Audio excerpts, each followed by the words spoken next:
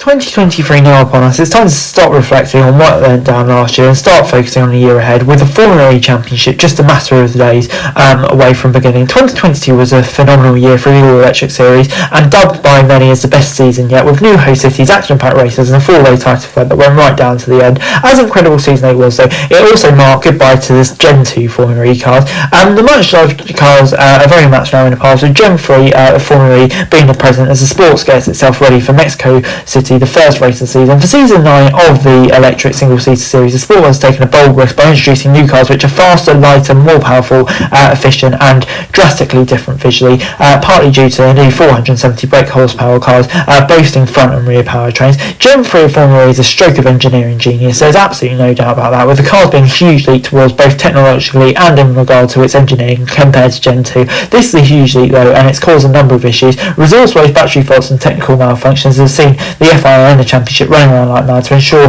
that not only the championship can take place but drivers can be safe. Thankfully, it does seem like most of the issues have now been solved, with the majority of the teams having conducted a successful week of pre-season testing at the circuit Ricardo Tolmo in Valencia in December. Some technical issues were still evident though, with Seb Buemi having crashed without being able to slow his car following a malfunction. A braking fail-safe system is set to be implemented but likely won't be available until the first few races have been completed, a concern raised by the drivers. Teething problems are expected though, as there always has been when new machines come into the formula, and yeah, it's no different in that aspect whether it's electric cars or not, but with new teams, new drivers and new other cars, new cities hosting the races, there's much to look forward to. There's no hiding the fact that season 9 needs to be a success for Formula E, with the sport enduring a difficult period in regards to marketing and holding on to manufacturers. The sport must deliver excitement to the fans after taking a huge gamble with Gen 3, because a difficult road could follow should the cars not take the sport to another level. This time to deliver has got to be now for Formula E, with 2023 set to be a make or break year for this really different series. Let's say 11 teams and 22 drivers are set to give it their best shot. So who will become Formula E World Champion in 2023? Let's have a rundown of the drivers and teams. Starting off with Maserati, Eduardo Mortara and Max Günther. Maserati's return to motorsport started emphatically so far, with enjoying themselves in an excellent pre-season test, with the Monaco-based side having set the fastest time in Valencia. The side has successfully rebranded from Rocket Ventura, with Mortara remaining with the squad that he's been at since season 4. His experience in fighting for the title in season 8 will be truly valuable for a potential championship suit this season, with the Swiss driver hopefully having learned from what they went down last season. After finishing the last 2 seasons in the top 3, he will be hoping that the start of Gen 3 will give him the final push that's needed to end the year on top, with the team proving to be quite the package so far. Mortara ended pre-season testing with a 90 quickly time, lately filling the 35-year-old with confidence that he should not be a victim of reliability woes, that he could be at the sharp end once again. The lineup completed with Max Günther, who made the switch from Nissan after just a season with the Japanese manufacturer. The German driver seemingly feels like he has a point to prove, with the 25-year-old having done nothing special to deserve a spot on season 9 grid. Alas, Maserati's gamble may well pull off, with a 3-time E-Prix winner having topped 5 out of the 7 sessions in Valencia, marking him as a very early title contender. He set the fastest overall time in Valencia as well, which was a Formula E lap record of a 1:25.127, being just over 4 tenths faster than Edo. This should be a real sense of excitement around Maserati, which should be looking like a real deal for Gen 3. And their powertrain has been rebranded, but is supplied by DS Automobiles and looks exceptionally by far the best so far. With the best package though comes pressure and expectation, with pre-season testing having proven that Maserati should be towards the front come Mexico. At DS Penske, a formidable lineup, John-Eric Vergne and Stoffel Vandoorne. The newly formed collab of DS Automobiles and Penske looks set to be the team to beat come the season opener on January 14th, with the LA-based outfit boasting the most decorated partnership in Formula E, consisting of 3 drivers' championships. DS Penske are rocking the famously distinctive gold and black livery as used by Techeetah, one of which we've seen countless victories in the all-electric series. Double Formula E champion John-Eric Vergne has claimed 5 victories for DS specifically, and will be hoping to add to that in 2023 and become the first driver to win a race in all 3 generations of Formula E. The incredible Frenchman has remained with DS throughout their breakup with Techeetah, despite having been with the Shanghai-based company since season 3. Vergne was the 3rd fastest driver in Valencia and was consistently in the top 5 throughout testing, ensuring the 32-year-old will likely be in the mix throughout the season. Completing the most decorated partnership for season 9 is the reigning world champion Stoffel Vandoorne, who switched from Mercedes after their departure from the series. Vandoorne will be hungry to retain his crown, with the new Genoa car set to make his title defence that that much more difficult. However, he has the best machinery at his disposal to attempt and looked very impressive in Spain where he set the second fastest time. Van Dorn was another name always among the top 5 during the pre-season, suggesting that there's every chance he'll be a title contender too. Similar to Maserati, Penske might feel some pressure to come to the season opener, if not more.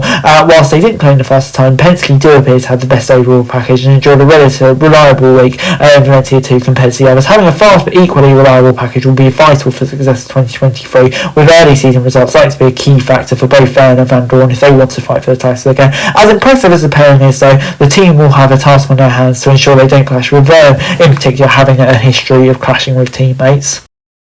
At McLaren is Jake Hughes and Renault Rast. The British manufacturer being by far the biggest newbie for 2023. McLaren are continuing to widen their presence in motorsport, with Formulae simply being the next championship they've joined to crack. They joined at a time that can be deemed to be both ideal and far from optimal at the very same time, with the advantage of joining season 9 is that everyone's facing same new cars. However, given the sport is in survival mode, there is a chance that McLaren won't get to show their true potential due to the resource and spare parts issue throughout the paddock. Despite any concerns though, they've enjoyed an excellent pre-season test in Valencia, and with the third fastest team, Jake Hughes claimed third spot honours and has settled into the team remarkably well, having remained with the side following the change from being the Mercedes EQ outfit to McLaren. Hughes could be a real underdog in 2023, with the Brit having featured regularly towards the top, with him being one of the few drivers to get amongst the time set by the DS powered drivers. The former Mercedes EQ reserve and sim driver also won a mock race during the pre-season, surely something that will give him confidence. On the other side of the McLaren camp is the returning Renault Rast, who last featured in the sport back in season 7 for Audi. Rast was 8th quickest driver in Valencia and did well to get back up to speed with his racing experience that he's playing an important role in understanding the Gen 3 car and Nissan powertrain. He's a former podium finisher and was incredibly consistent in season 7, something he'll be hoping to repeat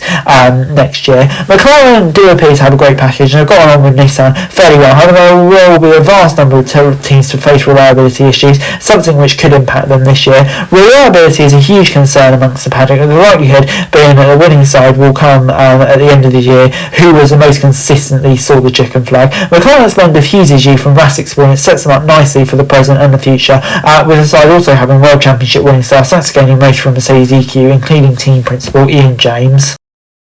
Mahindra Racing enjoyed a reasonably solid pre-season testing with Oliver Oval and Lucas Di Grassi at the wheel this year, and enter this year open-minded, with the side also having new leadership following the departure of Dilbag Gill, a very popular man. Ahead of pre-season testing, they announced the former Formulae director Frederick Bertrand as their new CEO following his departure from the FIA. One thing that was apparent in Valencia was Mahindra's powertrain reliability was better than most, with their overall pace also respectable, with Roland having set the 5th fastest time, making Mahindra the 4th fastest. Roland remains with the team for the start of the Gen 3, with the Brit joining them in season 8. 2022 was a disappointing year for Roland, with the 30-year-old having retired from half the races. He did claim a sole podium in Seoul though, making the team's only rostrum finisher the last season of Gen 2. Roland looked good during pre-season, was another driver capable of mixing it with the DS powertrain drivers. He ended the week just under 2 tenths behind him, to something that should give him and the team some confidence of being able to battle towards the top of the midfield. Alongside Roland is season 3 champion Lucas Di Grassi, who switched from Venturi to Mahindra for season 9. The switch was likely inspired by Mahindra being a customer outfit of the returning Abt Cupra, who the Brazilian driver worked with from season 1 to 7. While it's far too early to be concerned, Di Grassi's pace wasn't excellent in Spain, with the 38-year-old having seamlessly prioritized long-run pace in the Mahindra, with every lap of data being vital understanding the newbies.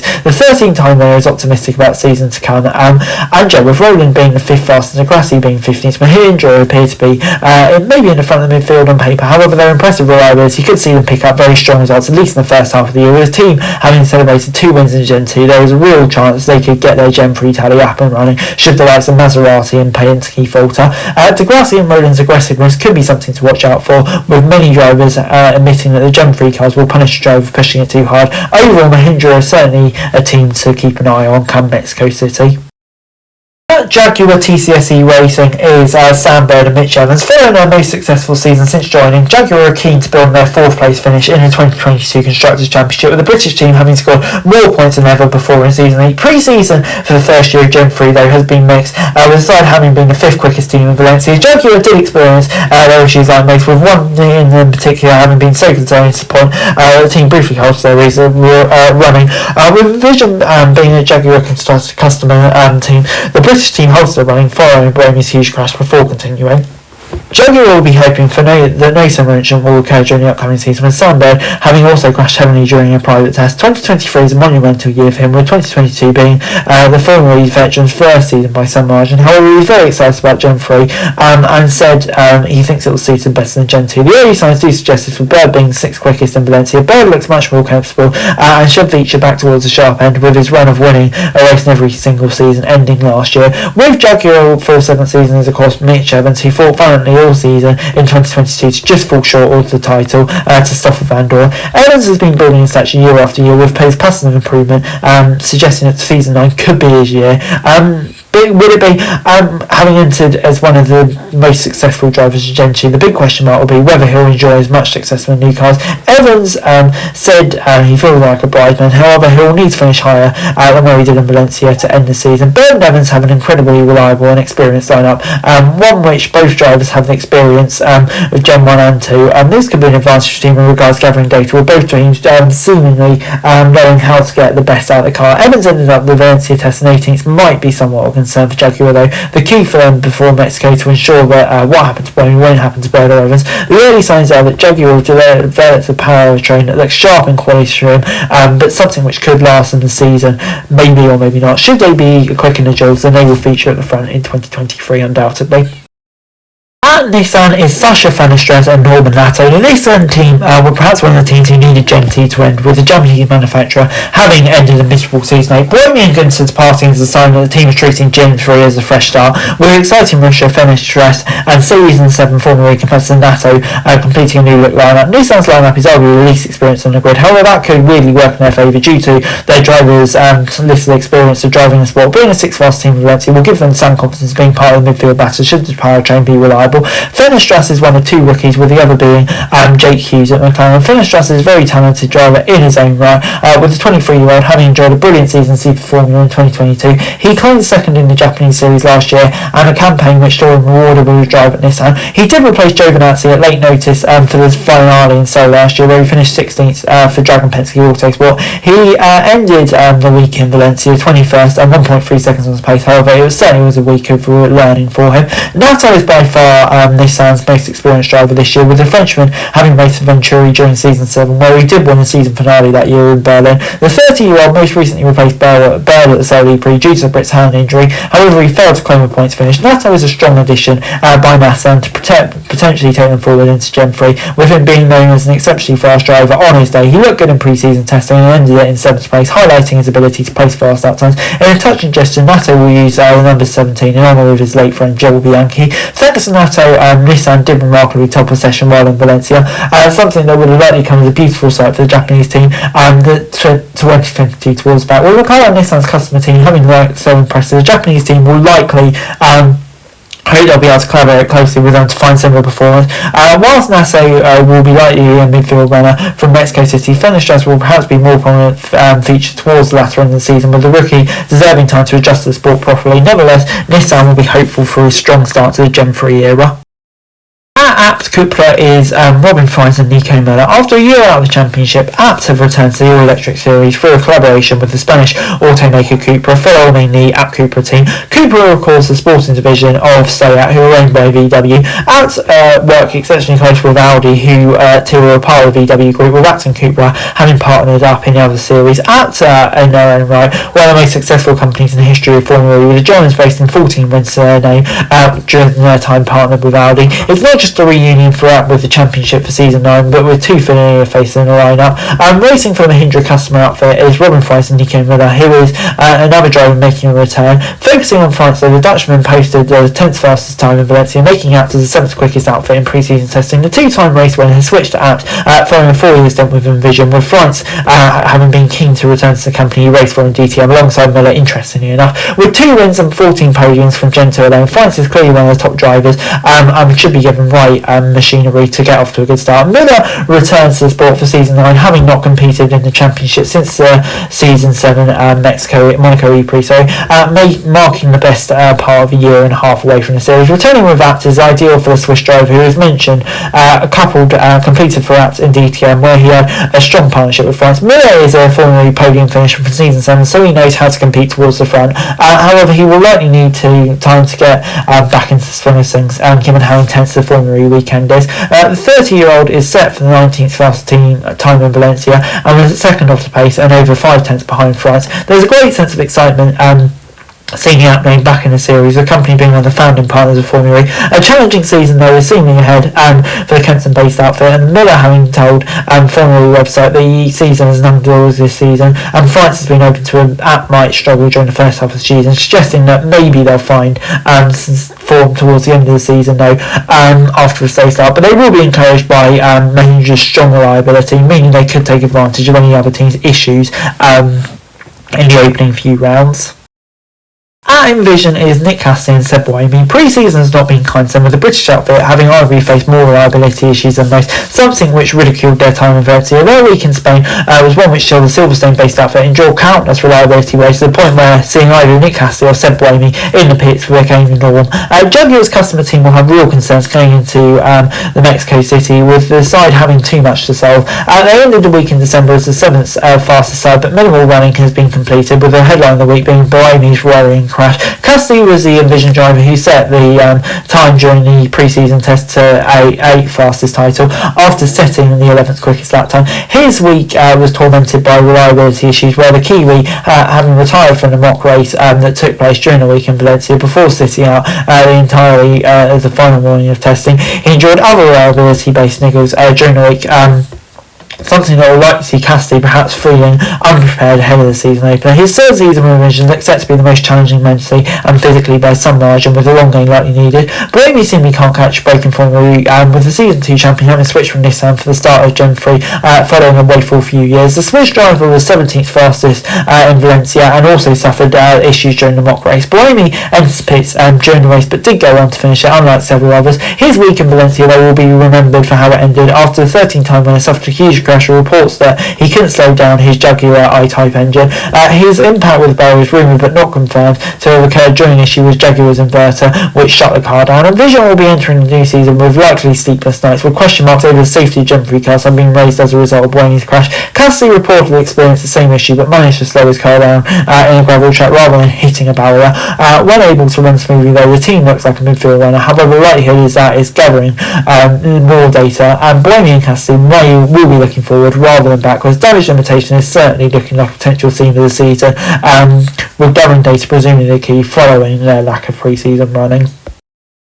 At Porsche is Pascal Wehrlein and Antonio Felix da Costa, a highly impressive lineup but less than impressive car based on pre-season timings. The German manufacturer were the 9th fastest team in Valencia, with work clearly needs to be done. Since joining the series, Porsche yet to really show off their renowned motorsport pedigree, the German giants having been a midfield side for the entirety of their Formula E since so far. Pre-season doesn't suggest any battle, with Wehrlein and newly signed season 6 champion da Costa having ended the week in the bottom half of the timing sheets. Wehrlein almost ended pre-season testing 12th and almost 8 tenths off Gunther. However, the team are expecting themselves to be close to come Mexico City. Wehrlein actually performed well during the mock race and claimed 5th, a result that he would have likely been pleased with. The German is preparing for his 3rd season with Porsche and will be keen to add his first Formula E victory from season 8, which funny enough came at Mexico. Alongside him is da Costa, and he joins Porsche as a works driver following a 3-year spell with DS Techeetah. Da Costa's work in Valencia wasn't anything to write home about, with the Portuguese driver seemingly another competitor who spent the week getting to know his new home. He left Spain 1.2 seconds off the pace in 12th, a position he almost certainly won't be in come Mexico City, he'll hope. Porsche almost started the week in Valencia with both driving in the top 10, suggesting that the German side do have some pace. The German pre-season as a whole has been shaky, with considerable private testing has been cancelled following reliability issues with battery pack powered by the sport, with Porsche having been critical of the way Gen 3 has been introduced so quickly after the conclusion of Gen 2. Gen 3 will hopefully see Porsche fighting for the podiums and victories that many how come used to seeing Porsche do in many series across the globe, with perhaps a question of being if they'll remain in Formula E, if once again they fail with Gen 3 cars, like you'd have to say they would in Gen 2. Because for such a big manufacturer, I think really so far you'd say their stint in Formula E has been pretty disappointing. So yeah, they'll be frustrated by that, but it'll be up to them to improve for this Gen 3 era really. But moving on then to our next team, and that is Avalanche Andretti with Jake Dennis and Andre Lotta.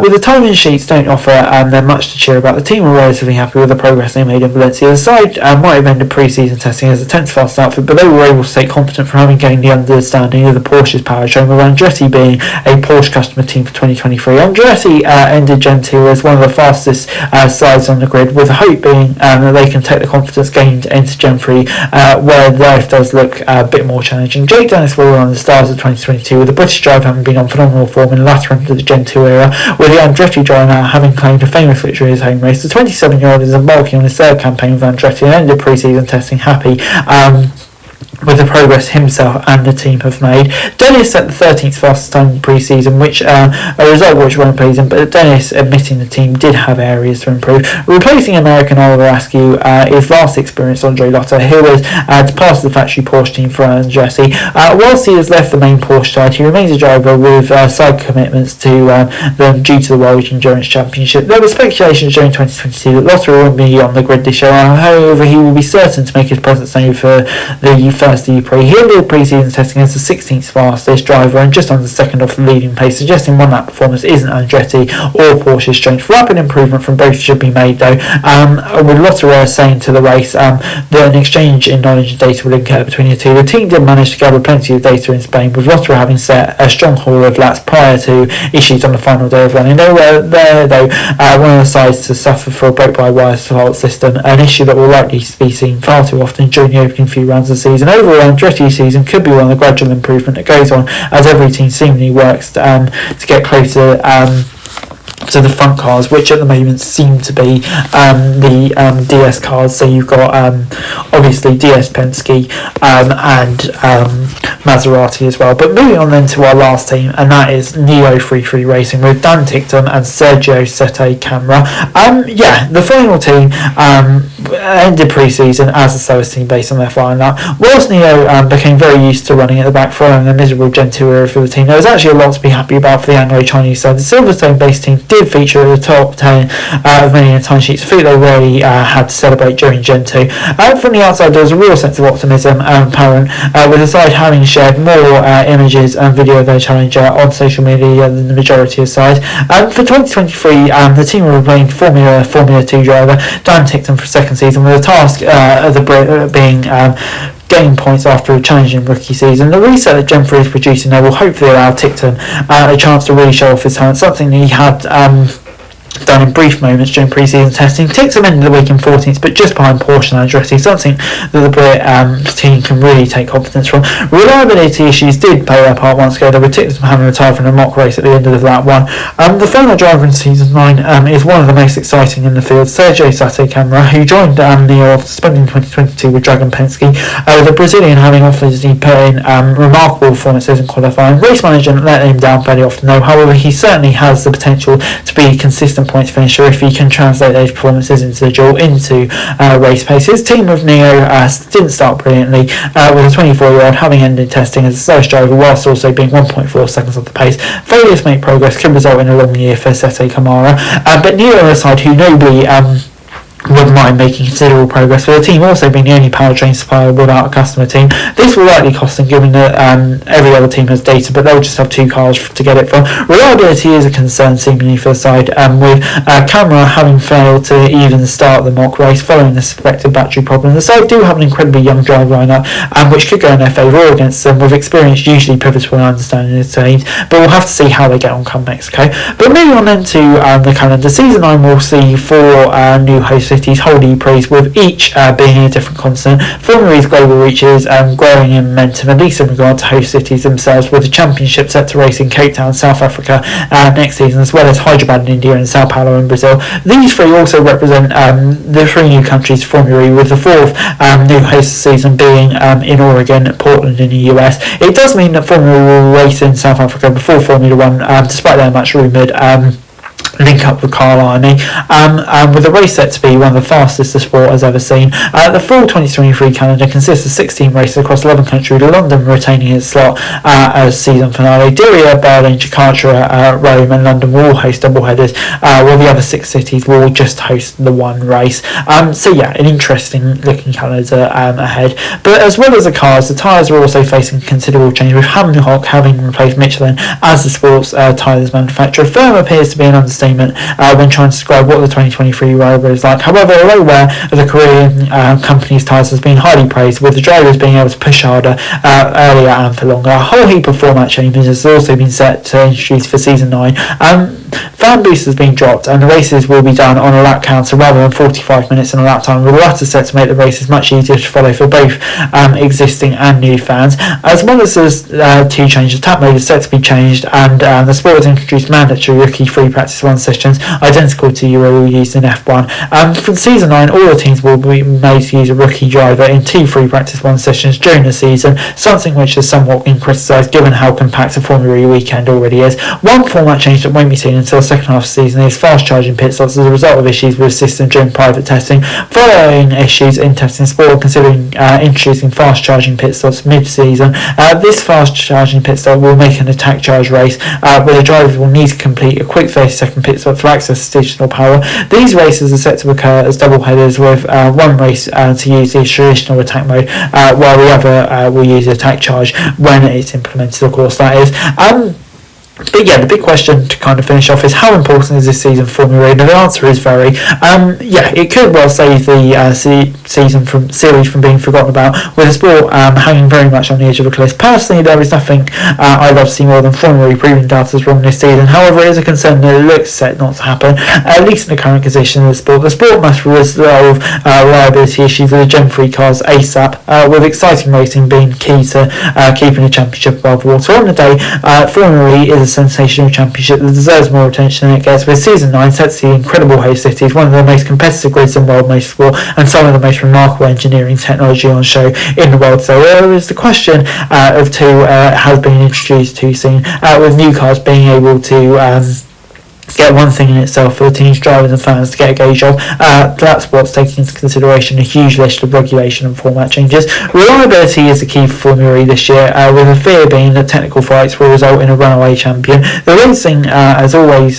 some of the very best in the world in regards to entertainment, something which Gen 3 will hopefully see continue successfully. Formula E will be okay if the cars are reliable, which the situation apparently incredibly clear. Give the drivers reliability machinery, and they will ensure that Formula E survives the day. Anyway guys, that's it for you. Thanks very much for watching. So like, share, subscribe, and subscribe and follow the channel for daily F1 news and subscribe to the channel. I would greatly appreciated. Thanks very much for watching. Peace out.